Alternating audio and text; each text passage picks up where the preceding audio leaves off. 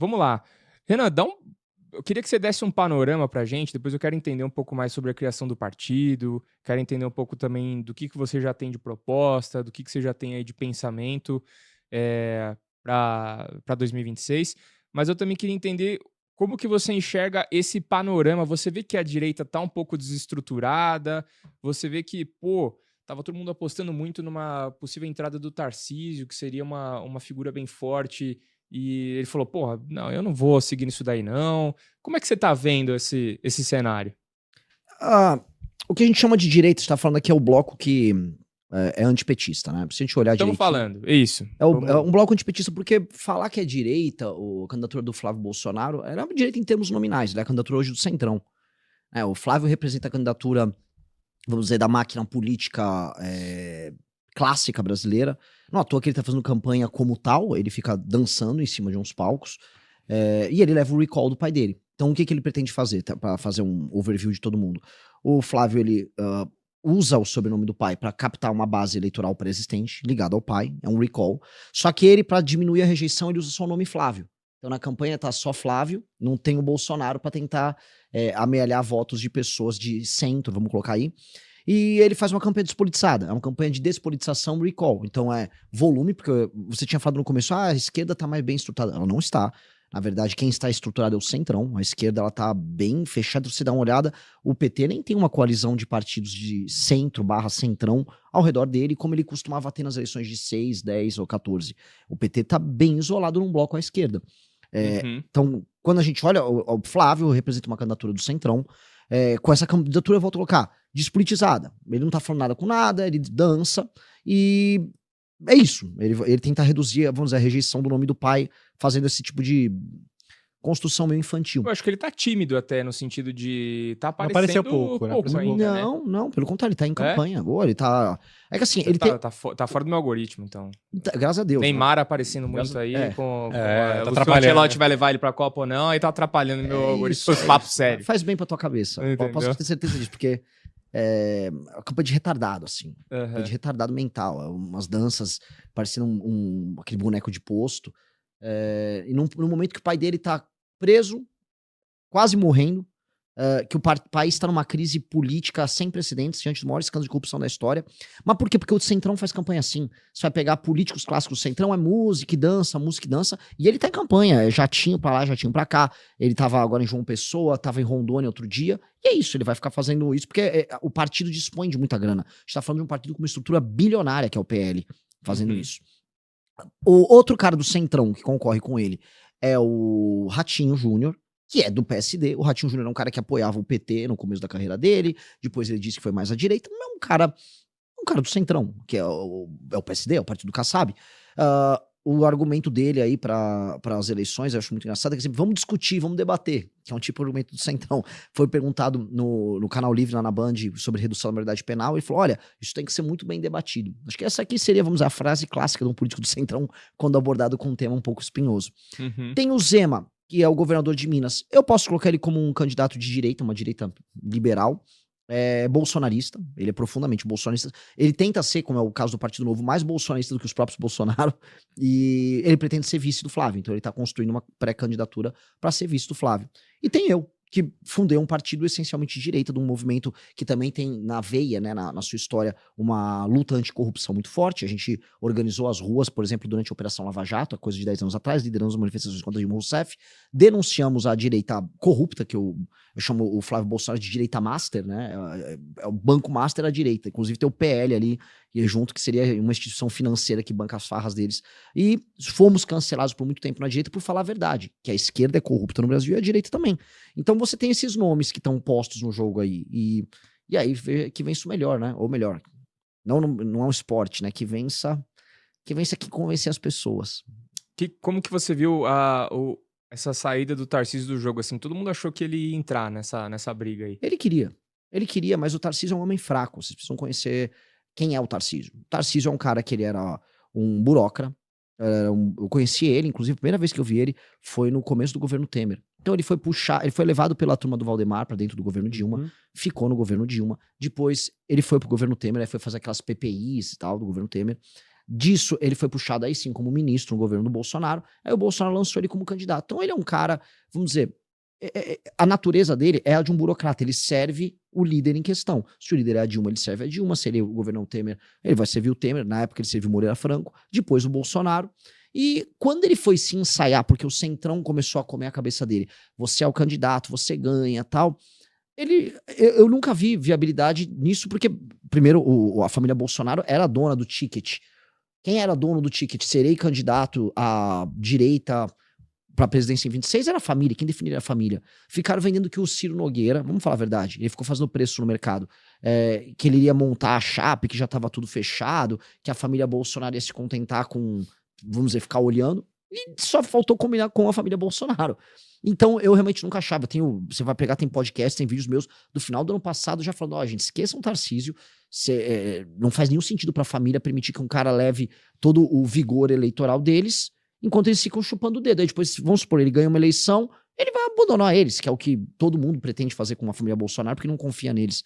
E eles só botaram ele na caixinha dele, e ele, como um cara, que eu volto a falar, não é muito corajoso, ele ficou na caixinha mesmo. E pior, vai fazer campanha pro Flávio, que eu acho que essa é a parte mais legal desse jogo todo. Ele é humilhado por eles, é muito atacado e vai fazer campanha. Mas você não acha que ele tem o Tarcísio tem uma gratidão pela família Bolsonaro, assim? Porque antes ele era um cara meio sumido, né? Pô, o cara do Rio, né? Então ele teria que ter gratidão também ao Temer, a Dilma. Na prática, volto a colocar, o Tarcísio é um burocrata. Eu acho que, de coração, ele tem alguma gratidão ali. Só que ele também se ressente do fato de que a família também foi dando linha na pipa. Ninguém chegou e falou, você não será o candidato em um momento. Então ele foi fazendo uma construção paralela. E aí, né, aí a gratidão não ficou, porque assim, teve um momento que a família falou, não, você não é o candidato. E ele tentou. E aí, então, não deixa essa gratidão de lado. Ele foi, só que não é aquela tentativa cara a cara, não é a tentativa séria. É sempre a tentativa do bastidor, a tentativa mineirinha, né, fingida, de canto. Eu não consigo concordar com isso. Eu também não consigo concordar com o fato, por exemplo, que durante a eleição de São Paulo para prefeito em 24, ele foi humilhado pela família Bolsonaro, no caso do Pablo Marçal. A família Bolsonaro teve que ficar enfiando goela abaixo um Marçal ali e denunciando o acordo que eles próprios fizeram junto com ele pro Nunes. Então, ele ficou exposto e solitário ali, enquanto a família largou mão, e o próprio Bolsonaro, no dia da eleição, sinalizou voto no Marçal. Ah, olha só, esse cara não é ruim, não sei o quê. Eu mesmo, pra ser sincero, eu mesmo falei com pessoas ligadas ali ao Tarcísio, e ele ficava ali, não sabia o que fazer. Ele foi humilhado em público, mas ele não conseguia dar uma opinião em público. Porque esse é o problema de todo mundo ao redor do bolsonarismo na direita, já que esse é um programa sobre a direita. Nós temos um bode na sala. A população brasileira achou que um retardado mental corrupto, que é o Bolsonaro e a família dele, um grupo de retardados mentais corruptos, eles são grandes lideranças. E como isso dá voto, todo mundo ao redor não tem coragem de falar que o rei tá nu. E ninguém quer falar que o rei tá nu. Vocês são de mercado, é tipo FOMO, é o Fear of Missing Out. Ninguém quer ficar de fora do golpe que é o Bolsonaro. Flávio Bolsonaro é como vender CDB do Banco Master, né? Não, se o cara tá vendendo, também vou vender, senão vai ficar todo mundo Entendeu? Então, assim, alguém tem que avisar, o Banco Master é uma farsa, isso aqui é um golpe, assim como votar na família Bolsonaro é um golpe na praça. É um ladrão, é uma família de bandidos. Só que o Tarcísio vai fingir que não é, né? O Zema, que quer ser vice, vai fingir que não é. Todo mundo vai fingir que não é. Todo mundo vai ficar levando. Então, o que me irrita é a falta de coragem das pessoas que são supostamente homens públicos em falar que o rei tá nu. Ninguém quer falar que o rei tá nu. Ninguém quer falar que a família Bolsonaro, o Alexandre de Moraes só tem esses poderes e a gente tá vivendo uma insegurança jurídica bizarra por culpa deles. O DNA é todo deles. Quem criou esse problema foram eles. E a gente vai ficar negando, fica assim, não sei o que. Eu não vou negar. Eu acho a situação do Tarcísio, a situação conduzida por um cara fraco, que terminou como um cara fraco. E é isso. Ele vai terminar fazendo campanha pros caras, humilhado, achando que ele vai ter uma chance 30 e não terá uma chance 30. Ele não terá. Ele vai ficar ali. Entendi. Você tem alguma coisa na ponta da língua aí, Kaique? Cara, foi muita informação por um começo de episódio. Mas aí, do outro lado, a gente tem o governo do PT. Você acha que a esquerda consegue de novo pegar esse lugar ao sol? Porque, cara, na minha bolha ali parece que é uma rejeição em massa, só que do outro lado também você vai ver os comentários, o pessoal, parece que eles têm uma força muito grande ainda. E a gente nunca sabe o quanto que a gente pode confiar nas pesquisas. Né? Não tô querendo ser teoria da conspiração aqui, mas fica sempre meio, né? A pesquisa hoje mostra um negócio, aí quando chega lá na frente, deu diferente. A pesquisa hoje mostra que tá quase 50-50 pra Lula e Flávio, só que você fala assim, caramba, eu não vi o Flávio quase fazendo nada, o Lula... Ele cresceu bastante, passou dos 30. Ele cresceu e, tipo assim, e o Lula tá fazendo tudo que ele tá fazendo, aí ele dá um discurso que ataca a esquerda, mas a esquerda ainda assim ama ele, obrigado Lula por salvar a gente da pobreza. Tipo assim, não entendo muito o que tá acontecendo. Na sua visão, você acha que o PT ainda tem força pra ganhar essa eleição?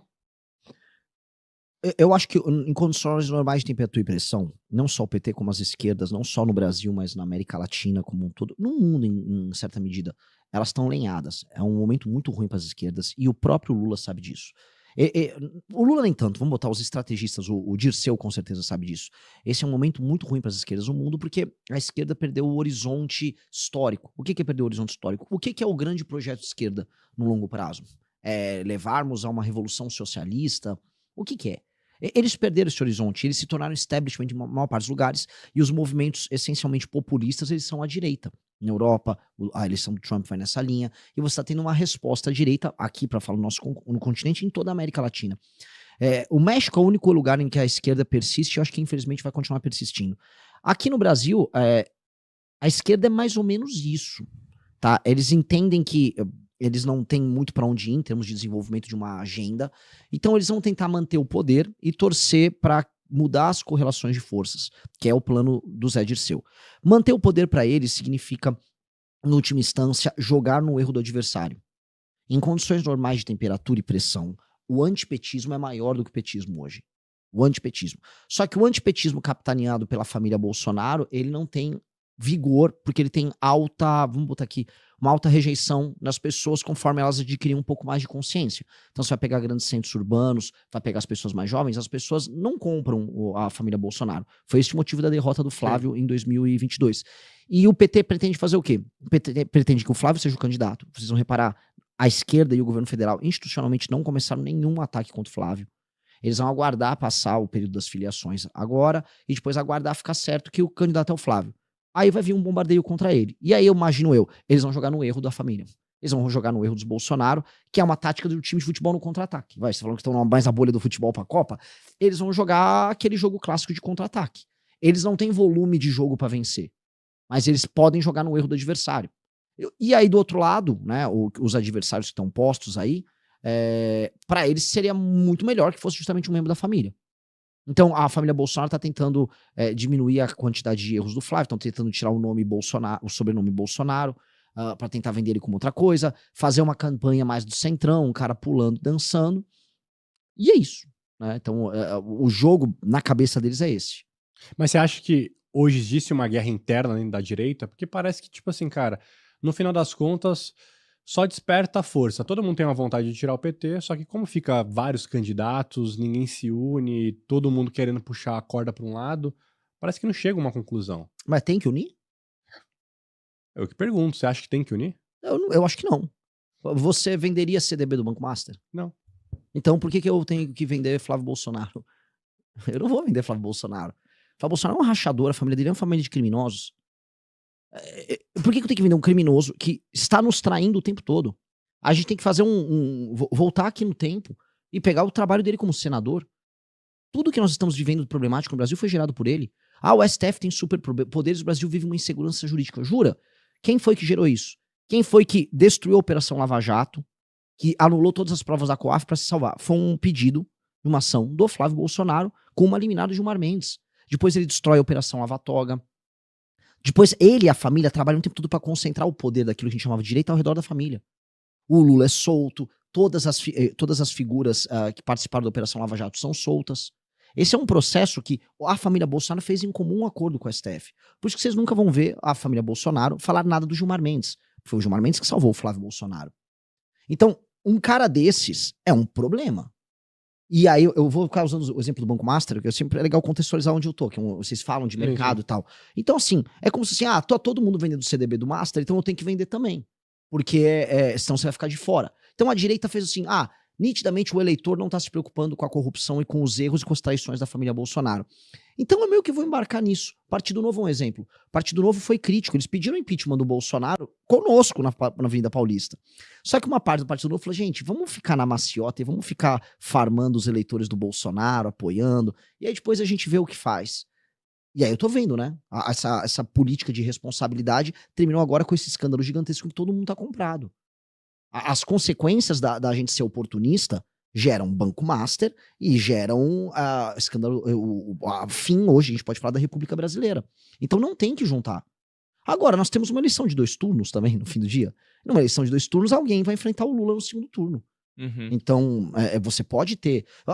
Eu posso usar o exemplo contrário. A maior das vitórias do Lula foi na eleição de 2002.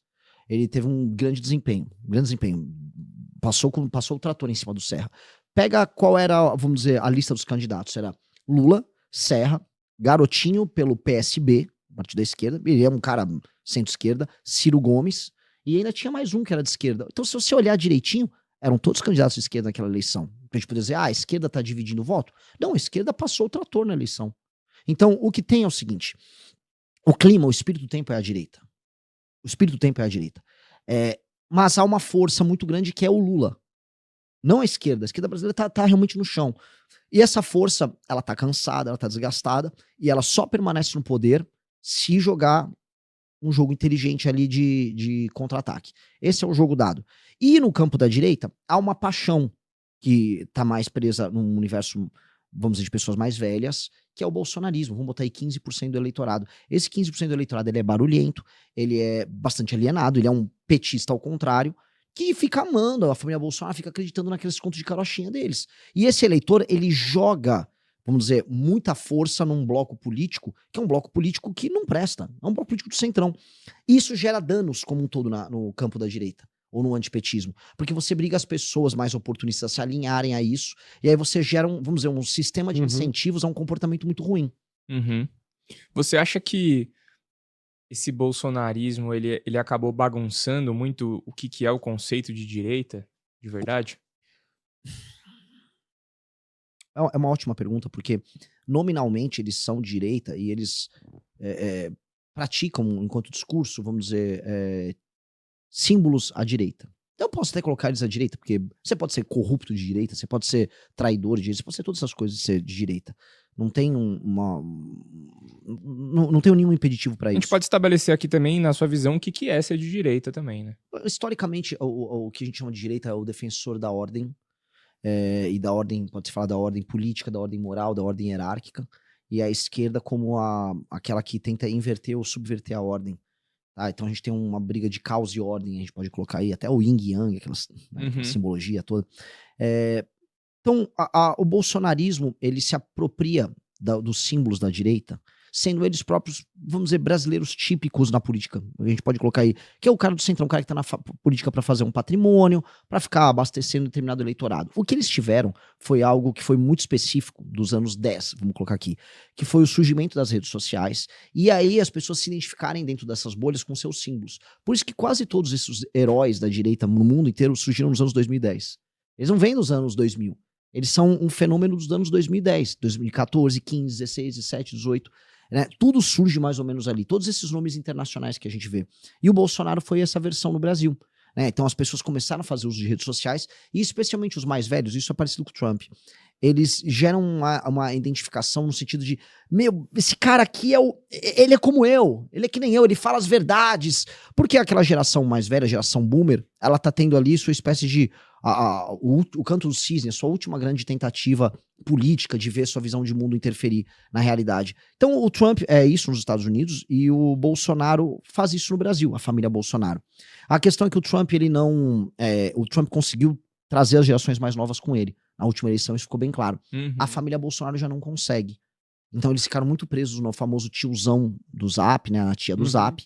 E aí o eleitor mais novo à direita, ele tá preso, ele tá, vamos dizer, aberto. Então você tem o Nicolas, que conversa muito, a gente conversa muito com o eleitor mais jovem. Então, no fundo, se a gente olha direitinho esse desenho, eles estão administrando um ativo que vai envelhecendo e vai meio que sumindo. Né? E o futuro não é com eles. Então, eles vão abdicar, a meu ver, dos símbolos mais óbvios de direita, porque eles querem viabilidade eleitoral, será a campanha do Flávio, e eles estão completamente absorvidos naquilo que a gente chama de centrão, que é o PL, né? Assim, você é um partido bilionário, você tem uma estrutura que toda eleição tem mais de 1 bilhão, né, à disposição. A cada 2 anos eles torram 1 bi, e todo ano são centenas de milhões de fundo partidário. Fora os negócios que os caras fazem. Então você tem um universo que é muito sedutor, e eles já estão completamente comprados nesse universo sedutor. Então, né?